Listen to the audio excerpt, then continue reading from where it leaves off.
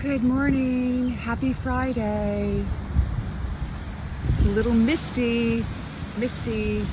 Took my bike ride down to the beach, and so this morning I read something that I want to share with you, and it goes like this: to the barefoot man, a pair of old shoes. Happiness is a pair of old shoes. To the man with old shoes, happiness is new shoes.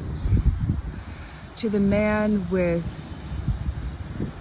plenty of shoes, happiness is a pair of new stylish shoes. And to the barefoot man,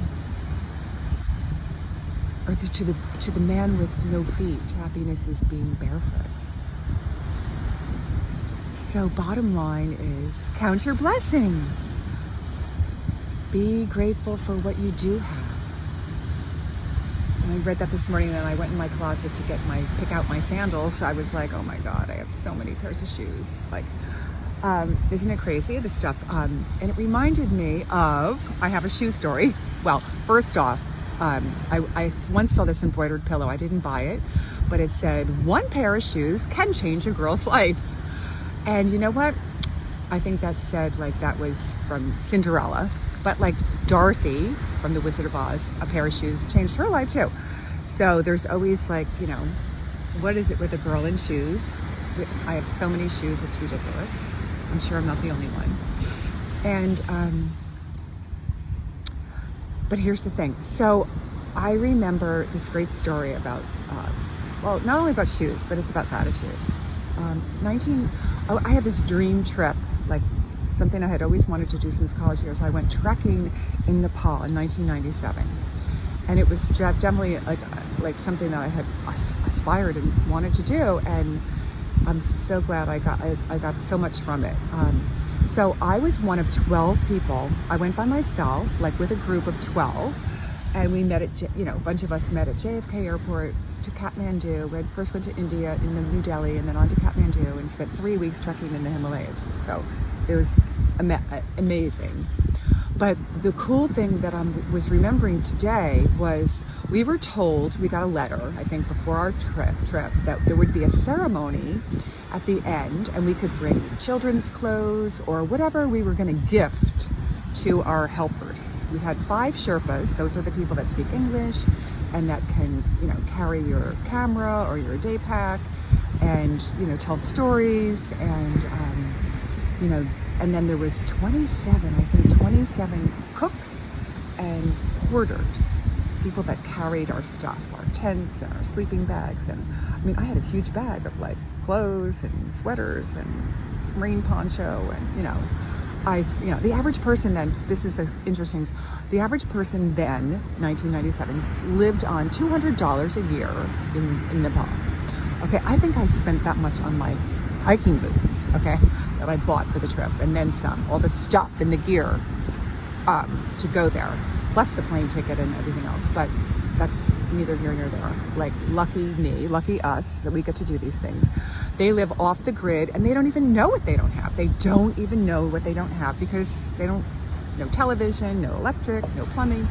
They are just happy as a little clam living up in the mountains and living a simple life. So anyway, so we have this great trip, and the last full day, we were in a big circle, all 27 of the staff, porters, cooks, spent 3 weeks together, the Sherpas, and all 12 of us, and our Umesh, our leader, Umesh was from Massachusetts, and he had been he led trips for 25 years to Nepal. And he picked a place that was, only 1,200 tourists the year before. So we went way off the grid. Most people went to Annapurna, 60,000 tourists that year in Annapurna, 75,000 tourists in Everest Base Camp. And Umesh always said, I won't ever take a group there, because you'll be with thousands and thousands and thousands of other tourists, and the Nepali people up there, they're selling Coca-Cola and chocolate bars, and like, you know, like it's not an authentic experience. He wanted us to have an authentic experience, which we did, which people came out of their houses and their huts to like meet us. It was unbelievable. But the last day when we had this ceremony in this big circle, we put our stuff that we were gifting them in the middle on the ground. And, you know, people, and I was gifting them, besides some socks and a sweater, my purple Nikes. I mean, I had hiking boots, but I also brought my favorite pair of purple Nikes because I wanted to give them away. And I knew I could buy a new pair easily at the running store for, I don't know, $60 or $70, $80 at the time, which was no big deal. And I put them in the middle, and I remember, like, it was maybe like one of the Sherpas. One of the top five choices was my purple Nikes. I was so excited. They were like lavender, not dark purple, light purple.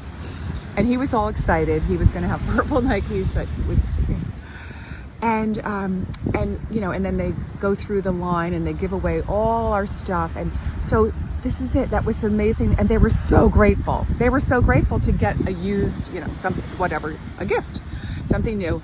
And I was so grateful to share that with them.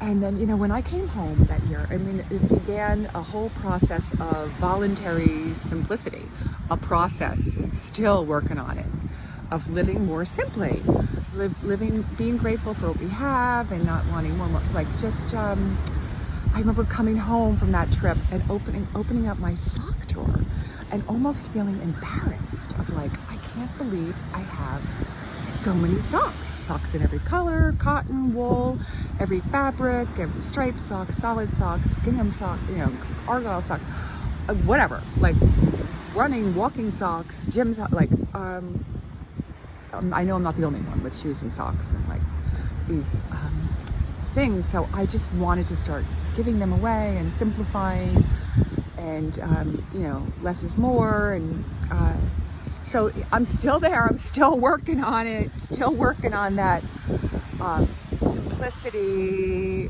being grateful for what we have instead of wanting more. I mean, I still have things I want. Yes, for sure. Yes, and I also want to be simple. It's like when we have less to think about, worry about, we can enjoy the present moment more. And so just wanted to share that with you. It's all about being grateful for what you have. If you have a pair of, you got feet, be grateful. Got shoes on your feet, be extra grateful. My father used to tell a story about how grateful he was to have, he had his Sunday best shoes, and then he had another pair of shoes. His father died when he was 12, so they didn't have a lot of money, and he was really grateful. He grew up, you know,